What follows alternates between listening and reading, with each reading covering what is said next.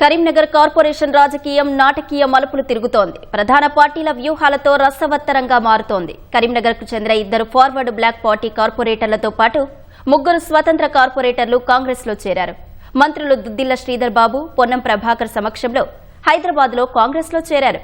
All India forward బ్లాక్కు చెందిన విప్పల సాయి జ్యోతి, బొట్ల శ్యామల కాంగ్రెస్ గూటికి చేరారు. వీరితో పాటు ఇండిపెండెంట్ కార్పొరేటర్లు సౌగాని కొమరయ్య, ఆకుల నందిని ఉదయ్, పర్వతం మల్లేశం సైతం హస్తం గూటికి చేరారు. మజ్లిస్కు చెందిన 3 కార్పొరేటర్లతో పాటు స్వతంత్ర అభ్యర్థిగా గెలిచిన మాజీద్ హుస్సేన్ మంత్రుల సమక్షంలో కాంగ్రెస్ పార్టీకి సంపూర్ణ మద్దతు ప్రకటించారు. ఈ సందర్భంగా కాంగ్రెస్ పార్టీలో చేరిన కార్పొరేటర్లు మాట్లాడుతూ కరీంనగర్ అభివృద్ధి కాంగ్రెస్ ప్రభుత్వంతోనే సాధ్యమవుతుందని బలంగా నమ్ముతున్నామని పేర్కొన్నారు.